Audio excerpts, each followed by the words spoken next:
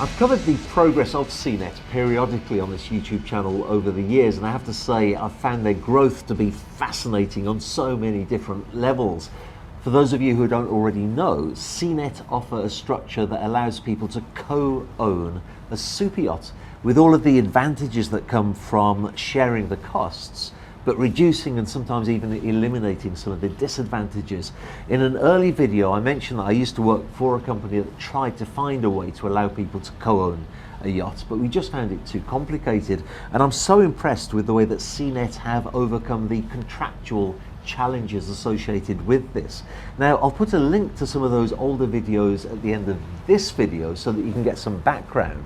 But today we're looking at the lessons that they've learned on a journey that's taken them from co-owning one 93-foot Benetti Delfino to a fleet of 5 yachts, with another one in construction.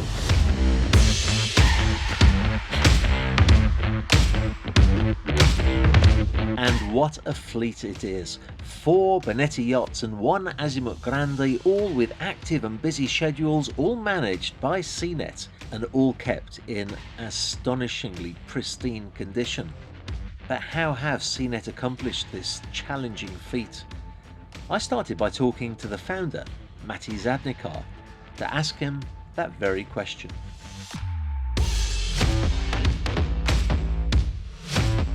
Well, Matti, that's an incredible success story. Before we talk about the lessons that have been learned from the growth of the company, what do you attribute the success to? There are multiple factors. What I would say, first of all, I would start with persistence and with patience. I think two values that I think is very important in life, not only in private life, but also in business life. So when I started this concept, we speak about September 2016, that's when we officially launched it. There was a lot of criticism, about the fact that this would work.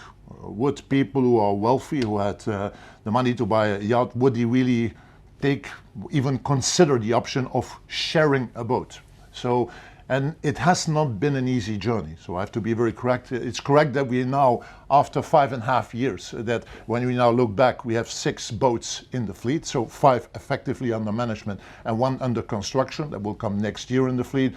All boats of the Benetti brand. So we specialized in Benetti, in Azimut Benetti. There's 1 Azimut Grande, a part of our fleet. But it took us, let me say, the first 2.5 years was, it picked up very, very slowly. Very slowly. What we notice is that people very often made a comparison with, sharing, that's time sharing. We are definitely not a time sharing company. We are a company in which you share ownership. People get the title in a boat. So let me say patience and persistence was for us very important. A second thing, what I think that contributes to our success is that there have been in the past before us other initiatives in sharing. And I think those initiatives were mainly focused on short-term results. When I told you before, we are now 5.5 years and it takes a lot of patience. So you cannot step in co-owning with the idea, I'll make a quick buck and make quick money. It was a long journey and we invested in boats. So we effectively bought a boat and then went to the market and tried to sell shares of the boat. I don't have to tell you, as being a professional business, that owning a 30, a 35 meter or 40 meter yachts, what it costs on a yearly basis to simply keep it up. And then you have the yearly depreciation. So when I see to the cycle of selling all the shares in a boat, we can speak that in the beginning it was a cycle of 2 years. But during that 2 years, we, and mainly me as the entrepreneur behind the company, the investor, was taking care of the cost of the unsold shares. So you have the capital investment that you have to put on the table up front. I don't have to tell you that banks are not interested to finance, so it's all auto-financed. That's one thing, but also you have to take care of the depreciation and of the running costs of the boat. And that you need financial oxygen to do so. I think that was a second point. Being able, being willing, being passionate enough and being a believer enough of the concept that it will work in the long term and put the financial means on the table. Second point. The third point is that I don't approach people, in the meantime we have an organization with a sales and with a marketing, so like any company, any professional company has, but when people are really interested, they are confronted with me. Yeah? And I approach people not as being a broker. I don't see us as being brokerage. We are a company, we are a service company. We service our people, and I speak with them from an owner's perspective. So in the majority of boats, I have been in the beginning, I've been simply the financial partner because I was a co-shareholder during the time that that 1.5, 2 years that the shares were not sold. I simply co-owned the boat, and I speak on the same level as an entrepreneur, as a passionate yacht owner. I speak to them, and I think that those three factors made a big difference and are still making a difference today. It creates a lot of credibility. So SeaNet are the first company to have successfully had co-ownership structures of super yachts. It must have been a learning curve. So what are the lessons that you've learned in that process? Oh, we have learned multiple lessons. It's building something to let me say a successful concept is it's stepping up, it's falling down, it's stepping up, it's improving. It's a continuous improvement process, but in a very positive way. So first of all, what we noticed is that we have different schemes of co-ownership. That means you can own 2 times 50%, 3 times 33%, 4 times 25%, 5 times 20%, to a max of 6 times 66%, so 1/6 of the boat. And we have a 35 meter in the scheme of a 1/6 ownership each. Yeah?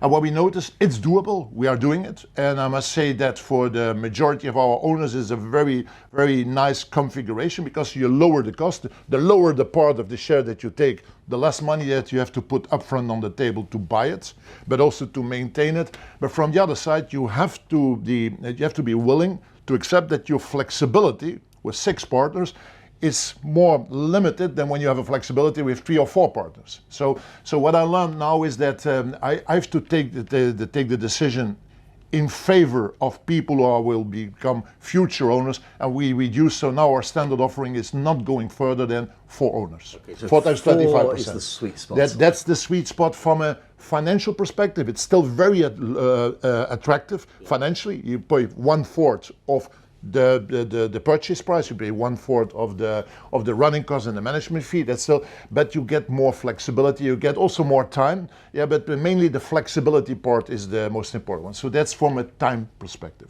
The second thing is, what we learned is that in the beginning it was only focused on the mat, yeah, and the mat being from the Balearics, Italy, France, up to Greece, Turkey, Greece, but also Croatia, Montenegro, and we notice after 1-2 years people like it, but people that choose for co-ownership are people who want to optimize their investment. You want to get the maximum out of it. Yeah, you use each day. So that's very surprising. There's not one day that the boat or that co-owners are not using their boat. It can be that maybe their wife with friends, or they themselves, or a brother or a sister, but the boats are always used. So there's not one day left over. So there very quickly I saw that it was a shame that we are not using the boat in 2 seasons. Yeah. So now, let me say, in the past 2-3 years, mainly 2.5 years, we swapped to a double seasonal use. So that means that boats are used from the beginning of May until the middle of October in Europe, in the Met.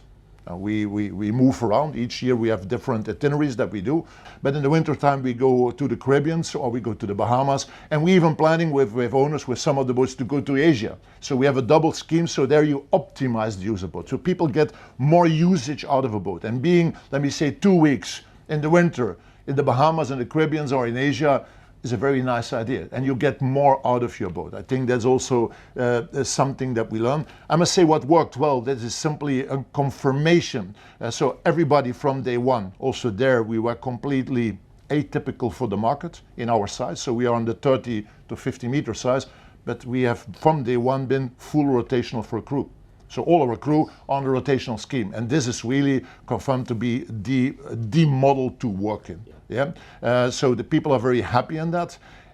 What I must say is that also that's maybe when it comes up to crew and experience, is that when you have 6 owners on the boat, yeah, it's very tough for a crew. Oh, yeah. That's also one of the reasons that I brought it back to 4, because the work remains the same, but you continuously have to adapt to, let me say, the spirits, yes, or the experience that each family has a different DNA.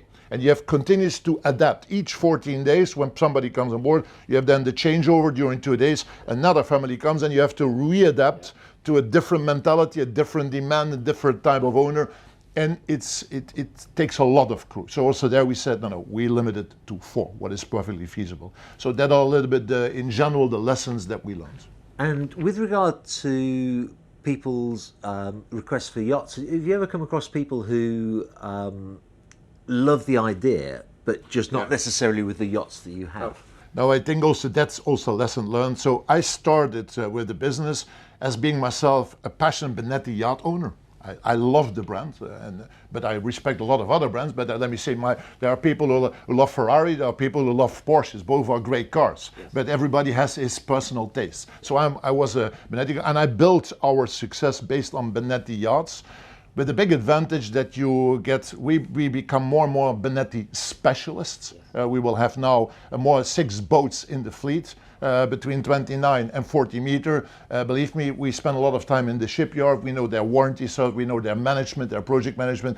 It creates a certain bond with a company. We are not owned by Benetti. There is no financial interaction, but there's a very good cooperation between it as a qualified brand. But what I notice is that just like I mentioned, the Porsche and the Ferrari, there are people who say, Matty, very nice, but I like another brand. That we are now also going broader than only Benetti, but that from a different concept, the matchmaking concept. That we say, okay, we also want to tease those owners who are interested in something else than a Benetti, yes. Or an Azimuth. What about Gianni, your operations manager? I remember he's a great character. Is he still with the company? Yeah. Also, there is a change. So you'll remember good to the points out of the past of our discussion that we had already in the past. So when I set up operations as a management function in the company, it was very much linked to who I am as a person. I'm an engineer as my background. I'm very technical. I'm a passionate navigator, so I have myself the Master 500 gross tonnage. So for me, the focus of a boat was having the boat technically in a top shape continuously. Yes. So that means even when it is, we have our oldest boat in the fleet is now 8 years. Yeah, that was my initial first boat with which I started the idea simply, let's try it, if it would work. When you would step on board, you would think it's a brand new boat. Yes. So that's why because I'm very technical focused. Out of that technical focus, navigational focus, I said, okay, let us set up operations. Yeah, an operations manager who manages the captains and the boats. The captain still remains responsible for his yacht, but I have one guy on top who will make sure that the technical standards of maintenance of the upkeep of the boat on the top side.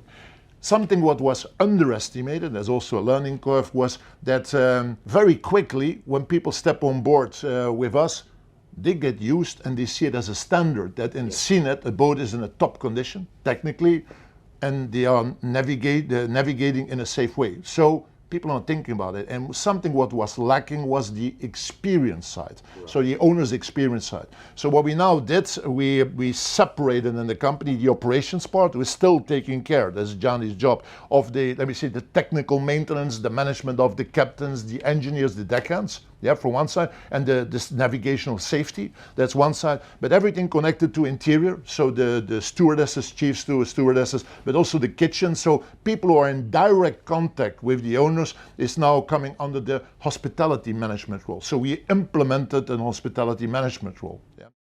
Do you find that you get a turnover of clients with people leaving, more people coming in, or is it a fairly stable business? Yeah. Of what we are very, very proud, and me in person also, because I'm the one who started the entire concept, is that up to now, nobody stepped out of the coownership structure. So that means in 5.5 years, everybody who joined us, remained with us. And we do very often after each season, we do inquiries, and there are still optimization points and mainly on the experience side. So there we have an urge to improve that fact that people want to do different stuff. People, when you once 1 year, 2 years, 3 years have been on board, you get used to certain standards. Then the standards has continuously to move. That's one thing. When I now look what happened with us in the company, we have done in the past 5.5 years, we've done 20 deals, 20 share deals. Yeah, I only have 15 partners.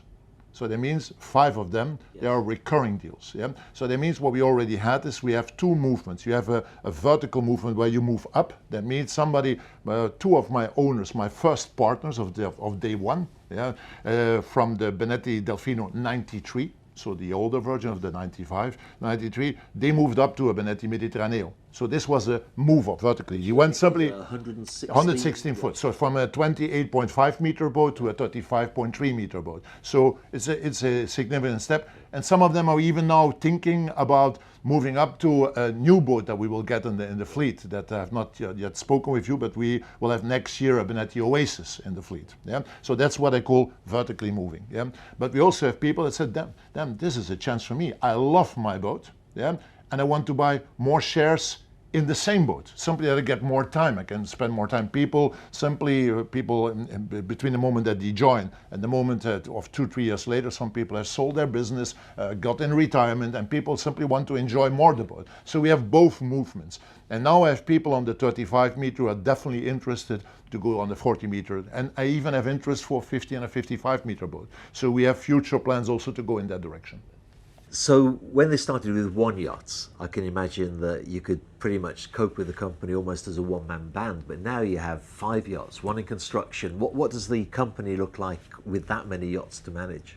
We definitely grew and we professionalized a lot in different fields. So when I look back in the time over the past 5.5 years, the first thing where we implemented a solid full-time function was operations. So we implemented an operations manager, Johnny, who was before my master captain with a lot of knowledge, a lot of experience also in charter with clients handling, but also from a technical perspective, and a very good leader.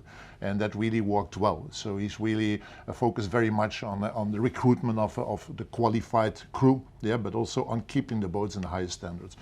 But when you then grow to a second boat, to a third boat, the financial part, that means the accountants but also the entire reporting becomes a very important point. Handling one boat and a budget, with a budget into 500 to 1 million, depending on how you use the boat, and then getting a second boat. So there are millions running in the company. We have a very strict reporting system, yeah, that we automated a lot, yeah, and we have a back office implement. So we have a full-time back office. We have in the meantime also an accountancy almost on a full-time basis working for us in our headquarters in Malta. So there was more from a financial perspective. In the beginning, all the marketing, the ideas came from me. I worked with external companies, but I very quickly saw I want to have marketing also as part of our organization. So we have a dedicated person, Cindy, who is doing the marketing for us as a company.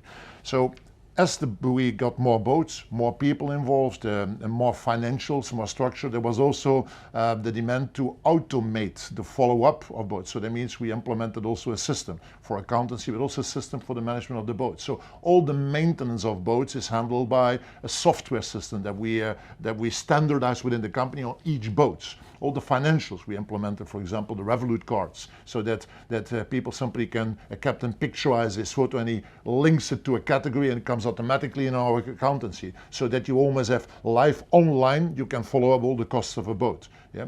And due to the size of it, and also the fact that I'm feeling old, but I'm 60 years, and I don't want to be the spider in the net of everything. I still am the visionary. I'm leading the company. I'm very much involved, but I also took a right hand, a COO, Leon, that you also interviewed last time, who takes care of, let me say, the further professionalization of the organization. And now the last step that we have now done recently is an hospitality manager. Yeah, and I already want to give you a peep in the future. When we proceed now in the sense that we get 2 to 3 boats on a yearly base within the fleet, okay, we acquire boats or we go in new build construction.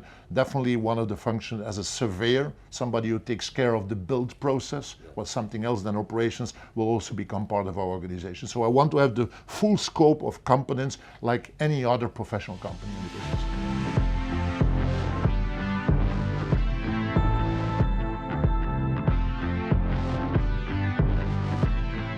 Before joining SeaNet 2 years ago as chief stewardess on board of one of our yachts in the fleet, I've worked on numerous yachts, different sizes, from 30 meter to 140 meters, on several positions, where I fine-tuned my skills and knowledge about the yachting industry and in general all the interior tasks. But before joining this industry, I've worked on other management positions where I managed the teams of 50 plus people. 50 plus people, Yeah. on a yacht? Not on the yacht. It was related with the sailing yachts, but it was related with tourism. And what What's involved in the role? I imagine that owners are going to be calling you for flight reservations, restaurant reservations. Is that the kind of thing that you're involved with? That is only one of the aspects that I'm involved with. We are now building a whole new relationship with our owners that we have in SeaNet company. Before, the communication was done between the captains and our management, Matti and Leon, whereas now I'm more focused in details to plan their trips, to make it tailor-made for their needs and preferences, from itinerary proposals, activity guides and recommendations on restaurants, bars, cultural or gastronomical sightseeing that they could do around the locations where the boat is at that moment. Along with that, we are discussing and planning for the future seasons and boats in general. What can we do as a company to make their stay on board even better, or for service-wise? So the aspect is just getting bigger and bigger from what my position could bring to the owners or the charter guests that we have in the company. How many crew do you have now in SeaNet? At the moment we have 45 people working full year, and in the next year we are going to have extra 18, so it's going to be 60 plus people until the end of 2023. And for your job, what involvement do you have with the hiring of new people, the training of new people?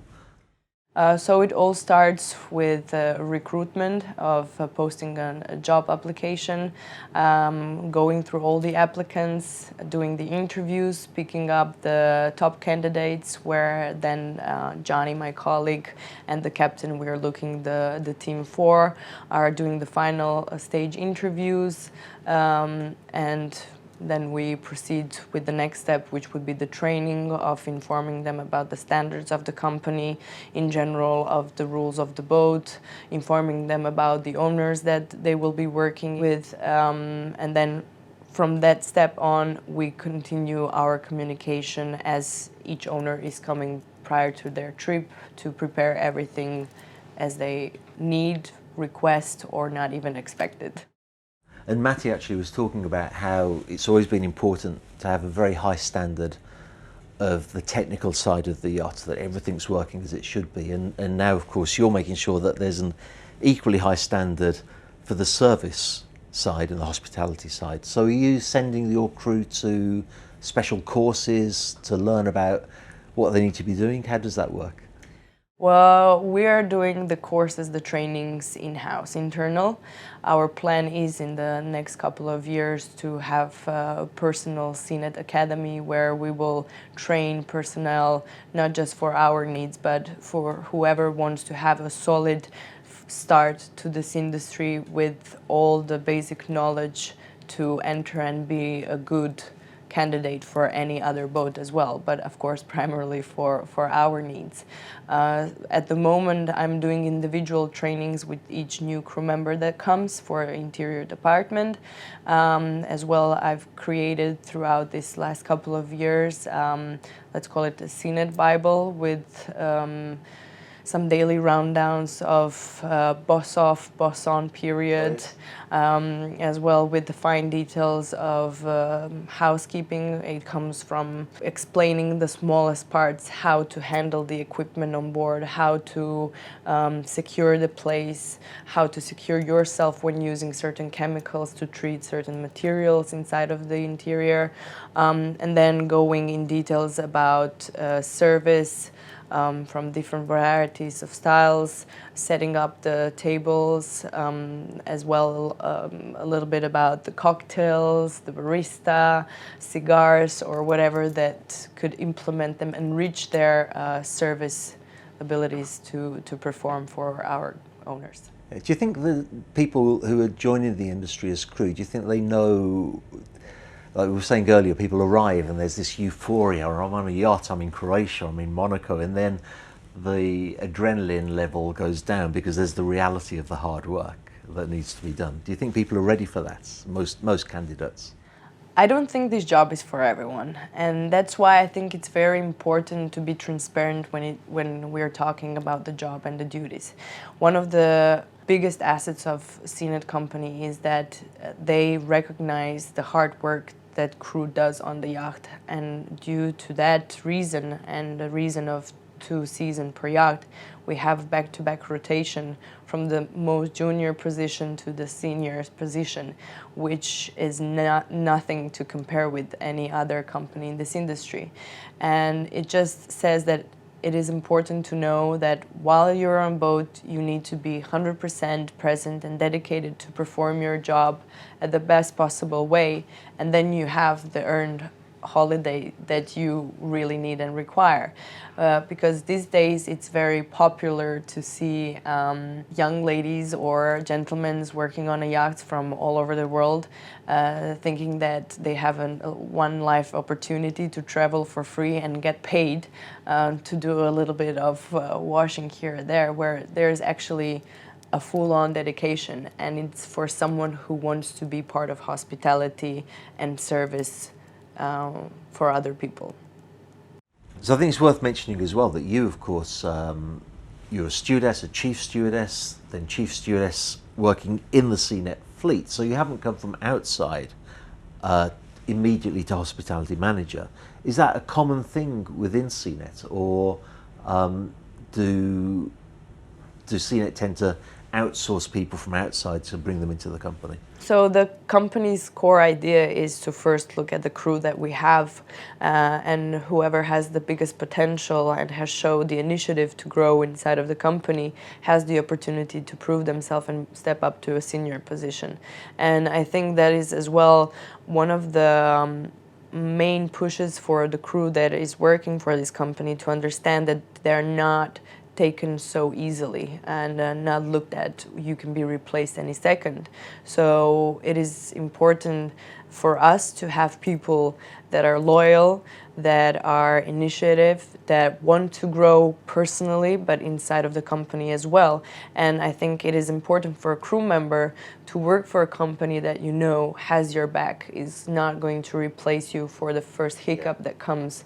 As you know, now in the world situation, in the yachting, there's a lot of changes, and with the COVID that's happened, there was a lot of people let go from their positions, whereas here we kept people and we hired even more, and we promoted the ones that needed the promotion. So I think that in general, it is the overview of this whole company is a mutual growth. Well, I can see that you have a lot of contact with the crew. Do you have very much contact with the co-owners as well? With the co-owners, absolutely. I'm the link between the crew and the co-owners now, and the management. So my relationship with the owners is just now growing even more. For some of them it's easier because they know me from my chief stew position. Whereas for some, we are just now meeting each other, and they're trying to give me their details on preferences, on how their usual daily schedule goes. And as well, they are trying to give me a feedback on the crew. But as well, I'm getting the feedback from the crew or comments they want me to get from the owners. So I am literally a scale between them. How do you go about doing that? Because I know I sometimes get emails asking me for feedback, and if I'm really honest, I just couldn't be bothered to reply to the email. So how do you go about getting honest feedback from the owners? First of all, we start the communication through the email, but I like to do all the communication face-to-face. Of course, it is not possible to do it with every owner because they're in different locations. So we do either a video call or a phone call where we discuss certain topics. Of course, if it's something very serious and that requires a certain amount of time to go through their preferences and cover certain topics that are serious, then we do it through a video call through Zoom or Teams or Skype, any platform that is available now. And I think it helps them to be open about it, to be honest about it. And I always push people to say it. That's something that I was doing even before. If there's something that you're maybe not happy about it, or you would like it in a different way, or you have an idea or proposal, I always ask people to be open about it, because I cannot read their minds. And if there's something that they would like to try something different, rather to say it than not, because this way we can start doing actions on what needs to be done. And I guess for you, the negative feedback is more useful than the positive feedback, because it was great, everything's perfect, is not all that helpful, is Yes. it? But if they give you directions on something that could be a bit better, that's great. I guess. Absolutely. I don't consider it as a negative comment. That's the thing. I just take it in as a constructive comment. Because it is, I think it is important for them to feel comfortable to speak up if there is anything that they think could be improved, as well as from the crew side, if they think that there is something that it could be communicated with the owners regarding the boats. I think it's very important as well for them to feel safe and comfortable to say it, because there is a way to communicate everything. So the fleet's growing. Yep. A new yacht arrives in the fleet. What does that mean for you? It means a lot of work, but it's exciting. It's very exciting. So one of my duties as well, along the communication with the owners, with the crew, is as well setting up the new yachts. Of course, it's going to be something parallelly with the new crew members that we will recruit or promote from the previous yachts in our fleet. But one of my roles is to step on the boat and set it up from the basics, from the scratch, from tableware, cutlery, flatware, in general all sides for the housekeeping, from laundry, linen for the guests, uniform setup, decorations, materials, whatever it needs to be done for boat to be fully set up. And when the yacht's in construction, do you get involved even before delivery with that kind of thing? That is something that it's going to be my first time to be involved in the project, not in that detail, because of course the architects are the one who are doing everything, but of course my comments regarding the storages and certain functionalities of the furniture are definitely going to be taken and considered for the final touch-ups. I wanted to ask you as well, because I know quite a few crew who work on charter, and I'm surprised how often they make the comment that guests sometimes come on board and they just don't know what to do with themselves. Do you find that with some of the owners as well? Do they need a bit of direction on how to enjoy themselves on the yacht?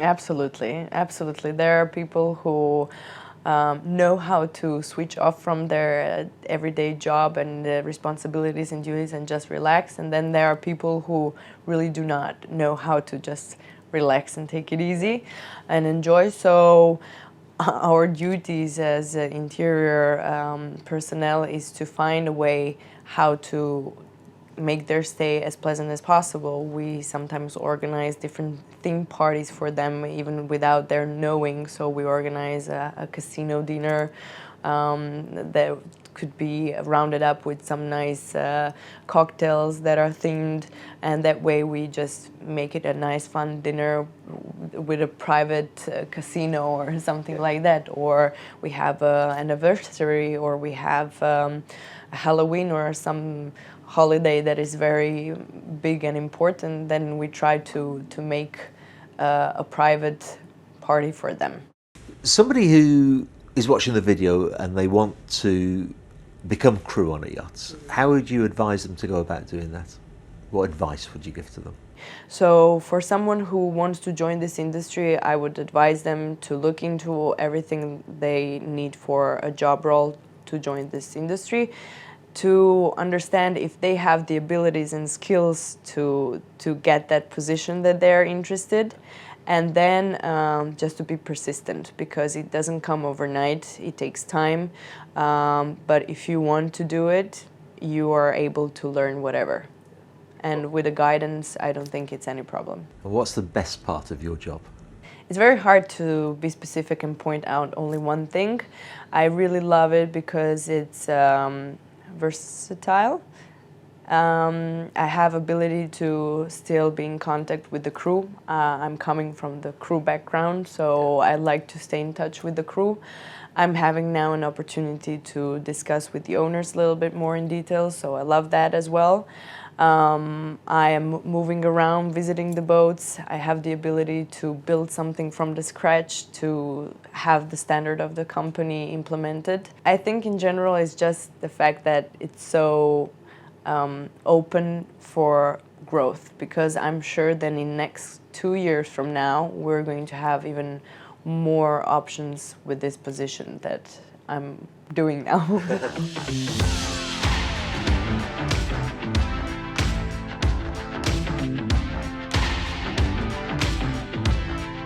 Raf, it's good to see you again. I was speaking to Matty earlier and he spoke about a matchmaking service. Now, when I think of matchmaking, yachts are the last thing that come to mind. So how does yachts work with matchmaking? As Matty mentioned to you earlier, we have seen that the SeaNet company has grown. And besides the yacht sales, the yacht co-ownership and the yacht management, the fastest growing division within the SeaNet company is yacht matchmaking. And it means literally matchmaking. We bring current yacht owners together with like-minded individuals or families looking for a specific yacht in a specific area. And we have 3 streams of people coming to us currently. So on the one hand, we have a yacht owner that is an experienced owner or is planning a new build and say, okay, I'm keen to have a solid partner to enter with me into this project or into my yacht. On the second hand, we have families or individuals looking for a specific yacht and would like to enter in a yacht with a co-owner. To give you an example, we have families looking now for a large catamaran, type like a Sunreef, or a large explorer type vessel like a CDM. Also there we can then match them together. And thirdly, we have brokers coming to us asking, say, hey guys, we have a yacht in our fleet where the owner is not really sure if he wants to sell, yes or no. Could you find us a solid partner to enter with him? So your client base, is that people who just don't have the money for a whole yacht, but they can afford a quarter of a yacht? The majority, I would say, all of the people have the financial means to buy a yacht outright in the 10, 15, 20, 25 million plus. But once they consider the expenditure, the cash out, together with the yearly running cost, then it becomes a balance of saying, I'm only using it 4 to 5 weeks a year. Is there another solution? And that's where we come in with the matchmaking. We say, okay, how would you feel if we bring you a partner which is like-minded, with a solid background, that brings and takes out 50% of the yacht, not on the cash out at the beginning, but also in the yearly running cost. And that works pretty well. So do you not find that owners are skeptical about taking on a stranger as being a part owner of their yacht? Yes, it's one of their first questions, and also the reason why they get in touch with SeaNet. So not only have we plenty of experience over the last 5.5 years with the co-ownership structure, but also we deal individually with the co-owners.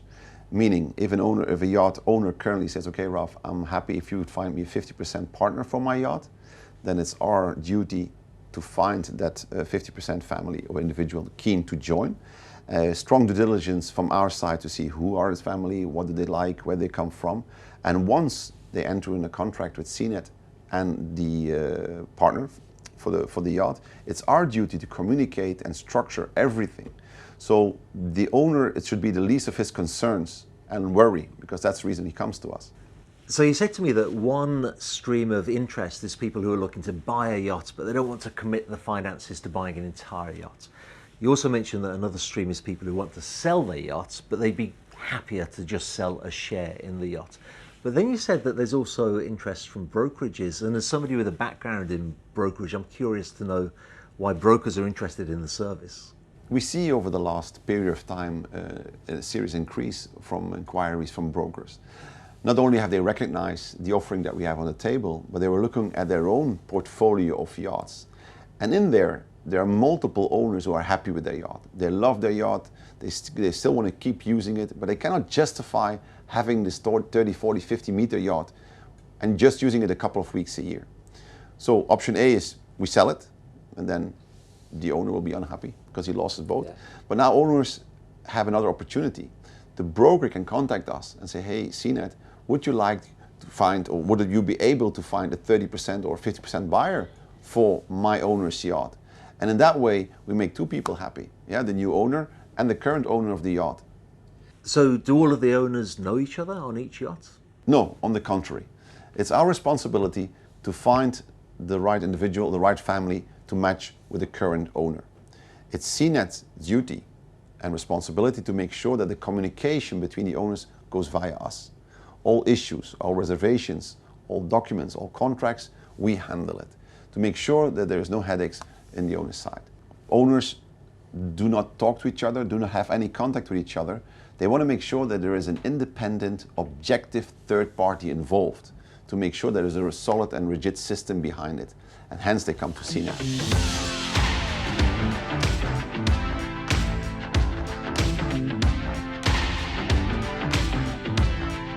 I have to be honest, I find the business of yachting even more interesting than the yachts themselves. I always have. And the business of SeaNet is particularly fascinating because we have a yacht owner who has created a service that he wished already existed. My takeaway from this is that Matty said he's not in this to make a quick buck. He's in this to make a service that is genuinely useful to yacht owners. And in doing so, he's creating real lasting value for the business itself. So brick by brick, person by person, he's creating a team that is actually quite unique in the yachting industry. Added to that, the matchmaking service. I know people who can easily afford to run their yachts, but they can't justify the expense when they only use the yacht for 3 or 4 weeks of the year. Now, previously there was really only 2 options for those people. Either they put the yacht on the charter market or they sell it. Well, now there's a third option. They can allow SeaNet to use their matchmaking service to find the perfect person to share the costs with them. It's quite brilliant. What about people though who want to become a co-owner along with SeaNet? Well, I can do no better than leaving the final words to Matty, who answered that question. At this moment, we have 2 opportunities. Yeah? First of all, I told you that we will have next year, we will have an Oasis in the fleet. By next year summer, we will have a brand new Oasis. So that's 40 meters. That's a 40-meter boat, very highly spec with almost 5 million of options in the boat. So whatever you can imagine will be in that boat. We will be also part of the, let me say, the build supervision, so that we make sure that the boat really fits within our way of maintaining it and using the boat towards our owners. So that's that there we will have shares available. Yeah, so that's one opportunity, and because I already know that some of the people of the 35 meter are interested in the 40 meter, there will become shares available in the 35 meter. What is our Benetti Mediterraneo? Yeah, that will open up for shareholdership. And we still have at this moment, we still have 1 share available in our 95, the brand new one. What came in our fleet last summer, yeah, but it's brand new. We even during the winter we upgraded it on different fields. So we have 3 opportunities. In the Delfino, we have a share available. In the Benetti Mediterraneo after this season, and for next year we will have the Oasis. That are the 3 opportunities that we have at the moment.